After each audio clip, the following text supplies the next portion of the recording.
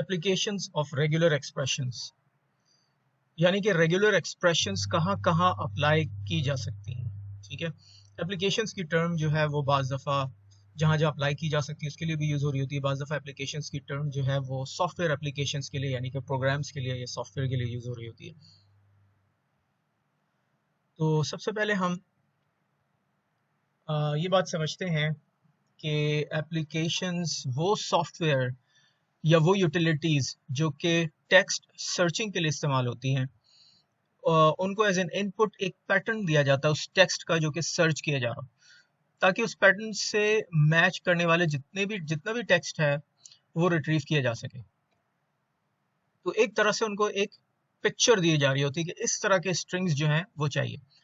तो फिर उस पिक्चर को या उस पैटर्न को देने के लिए रेगुलर एक्सप्रेशंस यूज हो रही होती है। ठीक है, रेगुलर एक्सप्रेशंस यूज हो रही होती है। ये रेगुलर एक्सप्रेशंस जब ये सॉफ्टवेयर रीड करते हैं तो बिहाइंड द सीन्स यानी कि बैक एंड पर वो इनको कन्वर्ट करते हैं फाइनाइट ऑटोमेटा में, चाहे वो डिटर्मिनिस्टिक हो या नॉन डिटर्मिनिस्टिक हो, डिपेंडिंग ऑन दी कितनी कॉम्प्लेक्स जो है वो रेगुलर एक्सप्रेशन है। फिर ये जो डीएफएज और एनएफएज हैं, इनको एक प्रोग्राम की शक्ल में सिमुलेट किया जाता है और इनको रन किया जाता है ताकि फिर ये पैटर्न्स को जो है वो रिकग्नाइज करें। यानी कि एक सॉफ्टवेयर ऐसा लिखा जाएगा जो उस डीएफए को उसी वक्त सिमुलेट करेगा और फिर उसको रन करेगा। अच्छा, इसकी दो दो एग्जांपल्स या दो डिफरेंट टाइप्स ऑफ एप्लीकेशंस, दो सिनेरियोज जहां पे ये अप्लाई होता है ये कॉन्सेप्ट रेगुलर एक्सप्रेशंस का, जिनमें से दो वैसे तो अप्लाई और बहुत सारी जगहों पे होता है, लेकिन जो इम्पोर्टेंट दो वेरी कॉमन वंस जो हैं वो एक लेक्सिकल एनालाइजर्स है और दूसरा टेक्स्ट सर्चिंग है। तो पहले हम जो है वो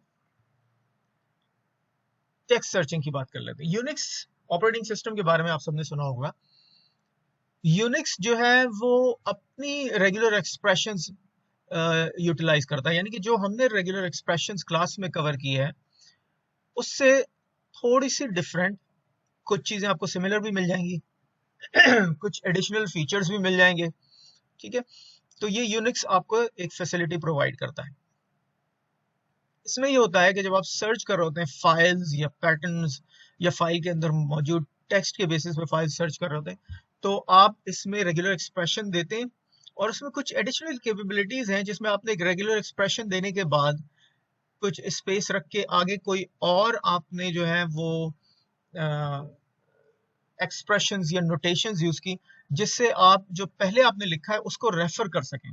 ठीक है, तो इससे क्या होता है कि ऐसी लैंग्वेजेस भी रिकग्नाइज की जा सकती हैं जो कि नॉन रेगुलर लैंग्वेजेस हैं। ठीक है, इस इन बातों को समझने के लिए एग्जांपल्स देखनी पड़ेंगी। ठीक है, the shorthand that allow complex regular expressions to be written is concise and brief manner include following features। तो अब क्या क्या फीचर्स इसमें वो हम देखते हैं। फॉर एग्जाम्पल, कुछ सिचुएशंस में डॉट का जो कैरेक्टर है वो वाइल्ड कार्ड के तौर पे यूज हो रहा था, यानी कि इसकी जगह किसी भी कैरेक्टर को रिकग्नाइज करने के लिए सिर्फ आप डॉट लगा लें तो उसका मतलब है कि वहां पे एक कैरेक्टर कोई भी रिकग्नाइज करवाया जा सकता है। और अगर आपने एक सर्टेन नंबर ऑफ कैरेक्टर्स में से ही चूज करवाना है तो आप उनको स्क्वायर ब्रैकेट्स में लिख देते हैं। फॉर एग्जाम्पल, ये जो हमने यहाँ देखा है कि स्क्वायर ब्रैकेट्स में less than, greater than, equals to और ये एक्सक्लेमेशन साइन है, ये कंपैरिजन ऑपरेटर्स हैं। यानी कि कोई एक ऐसा टेक्स्ट आप सर्च कर रहे हैं जिसमें इन चारों में से कोई भी कंपैरिजन ऑपरेटर आपको मिले, आप रिकग्नाइज करवाना चाह रहे हो, कोई भी इनमें चारों में से मौजूद होगा तो फिर वो मैच कर जाएगा वहां पे। ठीक है, इसी तरह अगर आपके पास एक रेंज ऑफ कैरेक्टर्स हो तो आप डैश लगा सकते हैं, यानी कि कैपिटल ए से कैपिटल जी के दरमियान जितने भी लेटर्स हैं उनमें से कोई भी एक मैच कर जाएगा। ठीक है, 0 से 9 डिजिट्स का मतलब है कि 0 1 2 3 4 अप टू 9 जो है उनमें से कोई भी मैच कर जाए। और अगर आप चाहते हैं कि लेटर्स या डिजिट्स आपको लिखे हुए नजर आ रहे हैं जहां उनमें से कोई भी एक लेटर या कोई भी एक डिजिट जो है वो फौरन मैच हो जाए, तो आप उसको इस तरह लिखेंगे, कैपिटल ए अपर केस ए से अपर केस जी, फिर लोअर केस ए से लोअर केस जी, फिर 0 से 9। तो होगा ये कि पहले ये इनको रिकग्नाइज करवाएगा, अच्छा इनमें से कोई भी एक, ठीक है, इसका मतलब ये कि ये सारे यूनियन हुए हैं आपस में। जो हम अभी तक रेगुलर एक्सप्रेशन देखते हुए आए हैं उस केस में हम इसको लिखते हैं A plus B plus C plus D करके अप टू जी तक, अपर केस में, फिर लोअर केस में, फिर 0 + 1 प्लस इस तरह करके अप टू 9। माइनस साइन इस लिस्ट में रिप्रेजेंट कर रहा है कि एक रेंज को रिप्रेजेंट कर रहा है, ठीक है, ये माइनस कैरेक्टर को नहीं। अलबत्ता यहाँ पे जो है ये जो माइनस साइन है, ठीक है, यानी कि ऊपर ये डैश है और यहाँ पर ये माइनस साइन है, ठीक है, इसी तरह ये यहाँ पर डैश है। तो इसका मतलब ये हुआ कि या तो प्लस का साइन हो या माइनस का साइन हो, फिर डेसिमल पॉइंट हो, और फिर उसके बाद 0 से लेकर 9 तक का कोई भी डिजिट हो, इस फॉर्म में अगर डेसिमल नंबर होगा तो वो रिकग्नाइज हो जाएगा। अगर कुछ स्पेशल कैरेक्टर्स ही आपको जो है वो रिकग्नाइज करवाने हो, जो कि इनमें से किसी खास मकसद के लिए यूज हो रहे हैं, तो उसके लिए फिर आप बैक स्लैश यूज करेंगे। जैसे कि हम यहाँ पे स्क्वायर ब्रैकेट्स ऑलरेडी यूज कर रहे हैं, तो उसके लिए हम बैक स्लैश यूज करेंगे।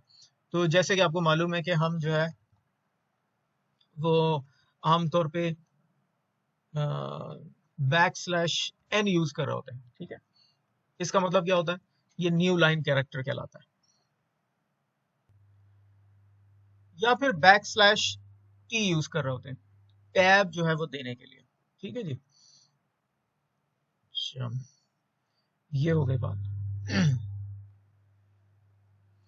ये जो पाइप ऑपरेटर है ये भी बाज़ दफा जो है वो यूनियन को रिप्रेजेंट करने के लिए यूज हो रहा था, ठीक है। ये थोड़ा डिफरेंट फॉर्म में यूज हो रहा था, जब आपके पास जो है वो एक आपने रेगुलर एक्सप्रेशन दे दी, फिर आप उसको यूज करना चाह रहे हैं आगे कहीं, तो वहां ये यूज हो रहा होता है। क्वेश्चन मार्क, किसी भी कैरेक्टर के आगे क्वेश्चन मार्क का मतलब ये होगा कि उसकी 0 और मोर अकरेंसेस। तो जैसे हम आर स्टार की बात कर रहे हैं, ठीक है, अगर कैपिटल आर स्टार है तो हमें मालूम है, हम पहले भी ये देखते हुए आए हैं कि इसका मतलब ये होता है कि 0 और मोर अकरेंसेस ऑफ आर, ठीक है। इसी तरह यहां हम सॉरी, इसका मतलब हुआ ये 0 और 1 अकरेंस है, ठीक है, ये 0 और मोर अकरेंसेस है, ठीक है जी। और आर प्लस का मतलब ये हुआ कि 1 और मोर अकरेंसेस, ठीक है,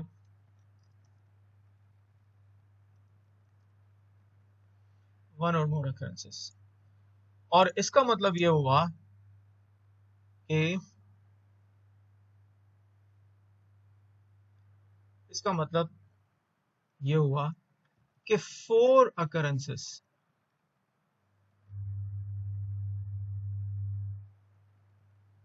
ठीक है, in other words R R R R, ठीक है जी। तो ये मतलब होता है यूनिक्स में इसको इस तरह लिखने का, ठीक है। तो अगर हम आर प्लस लिखते हैं, आर प्लस अगर हम लिख रहे हैं, तो इसका मतलब रेगुलर एक्सप्रेशन में जब हम इसको लिखेंगे, जो जो रेगुलर स्टैंडर्ड रेगुलर एक्सप्रेशन जो हमने कवर की क्लास में, उसका मतलब ये होगा कि जी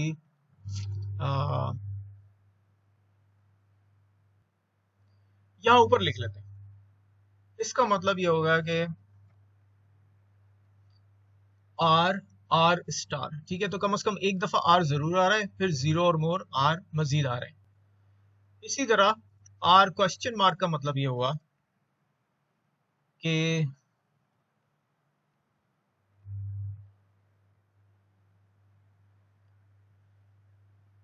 0 और 1 अकरेंसेस का मतलब ये हुआ कि या तो एप्सिलॉन है, ठीक है, यानी कि कोई अकरेंस नहीं है, या एक दफा आर है, तो 0 और 1 अकरेंस हो गई।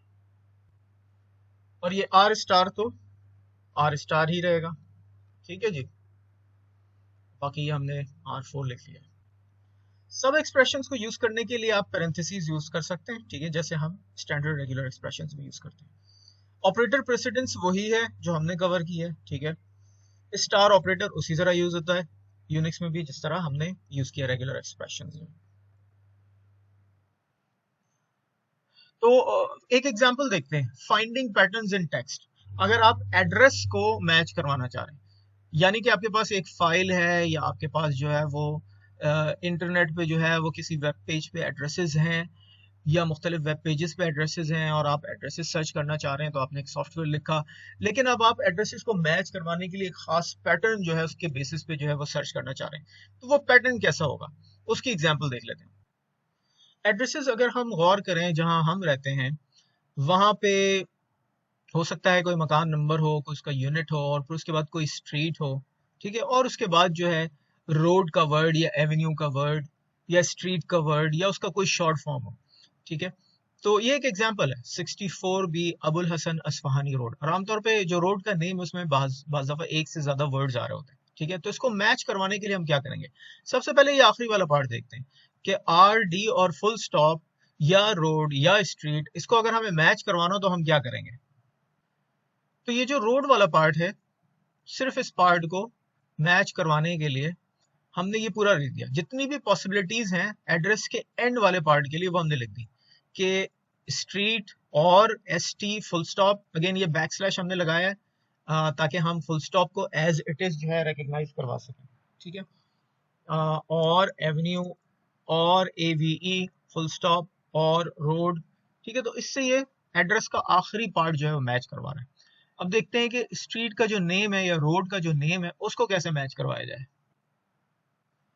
तो स्ट्रीट का नेम मैच करवाने के लिए हम इस तरह लिखेंगे, यानी कि जो पहला कैरेक्टर है वो अपर केस होगा, ठीक है, और उसके बाद 0 और more times lower case letters आ रहे होंगे। तो अगर हम ये देखें अबुल, तो A जो है ये इस वाले पार्ट ने रिकग्नाइज करवा लिया, ठीक है, और BUL क्योंकि 3 अकरेंसेस हैं वो इस वाले पार्ट ने रिकग्नाइज करवा लिया, ठीक है। और इस पूरी चीज के ऊपर हमने स्टार लगा दिया, यानी कि ये पूरी चीज मजीद एक दफा आने के बाद 0 और मोर टाइम्स रिपीट हो सकती है, ठीक है। तो हो सकता है स्ट्रीट नेम में 3 वर्ड्स आ रहे हैं, 4 वर्ड्स आ रहे हैं, 5 वर्ड्स आ रहे हैं, ठीक है, या ओनली 1 वर्ड ही हो तो फिर इसकी 0 अकरेंस हो जाएगी। तो ये पूरी चीज अबुल में कवर हो गई, हसन में जो है इसकी फर्स्ट अकरेंस हो गई, असफहानी में इसकी सेकंड अकरेंस हो गई, ठीक है। और इस शुरू वाले पार्ट को, यानी कि जो नंबर है और यूनिट और सब यूनिट जो है उसको मैच करवाने के लिए हम इस तरह का पैटर्न दे सकते हैं, यानी कि शुरू में एक नंबर आ रहा है और वो रिपीट हो रहा है कितना, 1 और मोर टाइम्स, ठीक है। प्लस यूज होता है 1 और मोर के लिए, और क्वेश्चन मार्क यूज होता है 0 और 1 के लिए, स्टेरिक यूज होता है 0 और मोर के लिए। तो हम ये कह रहे हैं कि ये जो 6 है ये 1 टाइम, ठीक है, और प्लस होने की वजह से मोर टाइम्स, तो एक दफा रिपीट होगा ये यहाँ पे इस एग्जांपल में मैच करवाने के लिए। और इधर क्योंकि ये यूनिट आ रहा है, आमतौर पे जो है वो एक ही लेटर यूज होता है यूनिट में, तो इस पूरे में से 0 और 1 टाइम, यानी कि हो सकता है कि ये यूनिट हो, इस तरह का एड्रेस हो सकता है ये ना हो, ठीक है, तो भी मैच कर जाए। तो इस तरह इस पैटर्न के एड्रेसेस को मैच करवाने के लिए हम इसके डिफरेंट पोर्शंस को इस तरह शो करेंगे।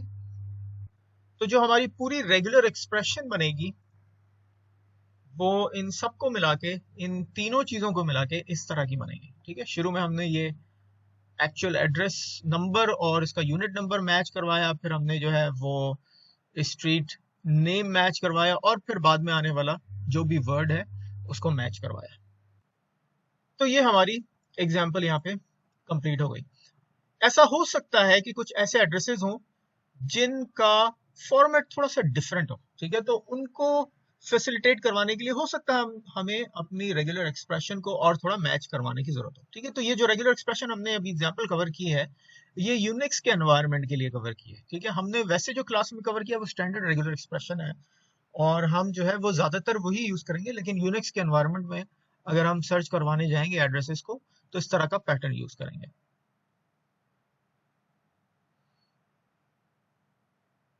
नेक्स्ट जो एरिया है जहां पर ये अप्लाई होती है रेगुलर एक्सप्रेशन, वो है कंपाइलर का वो कंपोनेंट जो कहलाता है लेक्सिकल एनालाइजर, ठीक है। As far as compiler construction जो कि आप लोग आगे चल के कोर्स करेंगे इस concern, we will talk about 2 major components of compiler, एक लेक्सिकल एनालाइजर है, एक पार्सर है, ठीक है। पार्सर का डिस्कशन आगे आने वाले टॉपिक्स में होगा। लेक्सिकल एनालाइजर वो कंपोनेंट है जो जब किसी प्रोग्राम को कंपाइल करने जाता है तो वो उसमें मौजूद टोकन्स को रिकॉग्नाइज कर लेता है। ठीक है, टोकन्स का मतलब ये हुआ कि डिफरेंट सब स्ट्रिंग्स वहां पे जो मौजूद हैं। ठीक है, आमतौर पे वो सब स्ट्रिंग्स स्पेसेस से ब्रेक हो रहे होते हैं। तो वो सब स्ट्रिंग्स हो सकता है लैंग्वेज के कोई कीवर्ड्स हो, आइडेंटिफायर्स हो, कुछ और हो। तो अगर हमने एक प्रोग्राम लिखा और उसमें ये स्टेटमेंट लिखी है और उसको हम कंपाइल करवाना चाहते हैं, ठीक है, तो टोकन से मतलब ये हुआ कि ये इंट इटसेल्फ एक टोकन हो गया, काउंट इटसेल्फ एक टोकन हो गया, क्योंकि इंट जो है वो डेटा टाइप को रिप्रेजेंट कर रहा है, काउंट जो है वो एक आइडेंटिफायर को रिप्रेजेंट कर रहा है, इक्वल्स टू का साइन जो है वो एक ऑपरेटर, सॉरी यहाँ पे असाइनमेंट ऑपरेटर के तौर पे यूज हो रहा है, ये कांस्टेंट वैल्यू जो कि असाइन की जा रही है। ठीक है, और ये end of statement terminator character है। तो लेक्सिकल एनालाइजर का रोल ये है कि वो ये रिकग्नाइज करे कि ये जितने भी टोकन्स हैं क्या ये लीगल टोकन्स हैं या नहीं है, उस लैंग्वेज के हिसाब से जिसमें आपने प्रोग्राम लिखा है। अगर आपने जावा में लिखा है तो जावा के हिसाब से है या नहीं, पाइथन में लिखा है तो पाइथन के हिसाब से है या नहीं है। ये काम लेक्सिकल एनालाइजर का है। ठीक है, तो यूनिक्स जो है वो अपने एनवायरनमेंट में एक लेक्स के नाम से कमांड देता है जिसको यूटिलाइज किया जाता है अगर आप लेक्सिकल एनालाइजर कोड करने जा रहे हैं, उसके लिए आप रेगुलर एक्सप्रेशंस लिखना चाह रहे हैं, तो आप ये रेगुलर एक्सप्रेशंस जो है लेक्स करके ये कमांड दे सकते हैं यूनिक्स के एनवायरनमेंट में, और वो आपको और उसके साथ कुछ कोड दे देते हैं कि आप जो है जो कोड एग्जीक्यूट करवाना चाह रहे हैं कि अगर इस तरह मैच हो जाए कमांड तो फिर क्या कोड एग्जीक्यूट होगा। ठीक है, तो इस तरह के जो सॉफ्टवेयर होते हैं, फैसिलिटीज होती हैं, वो लेक्सिकल एनालाइजर जनरेटर कहलाते हैं। ठीक है, ताकि आप जो है कुछ कोड लिख के जो है ये टेस्ट कर सकें कि इस कोड को मैं अपना लेक्सिकल एनालाइजर जब मैं बिल्ड करने जाऊंगा तो उसमें यूज कर सकता हूं या नहीं कर सकता हूं, टेस्टिंग के लिए, ट्राई आउट करने के लिए। तो इससे आसानी हो जाती है लेक्सिकल एनालाइजर वाला पार्ट कोड करने के लिए। तो अगर आप यूनिक्स की फैसिलिटी, लेक्स फैसिलिटी को यूज करना चाह रहे हैं और आप ये मेक श्योर करना चाह रहे हैं कि अच्छा अगर एल्स मैच हो जाए तो आपने क्या एग्जीक्यूट करवाना है वो कोड आप यहाँ पे लिखेंगे। ठीक है, और आपने जो है कुछ टेक्स्ट जो है वो पैटर्न मैच करवाना है। ठीक है, कोड आपने लिखा है वो उस केस में ये एग्जीक्यूट हो जाए, या ग्रेटर देन और इक्वल टू का ऑपरेटर जो है वो मैच कर जाए, या असाइनमेंट ऑपरेटर मैच कर जाए, और अगर मैच कर जाए तो उस केस में क्या कोड एग्जीक्यूट होना है।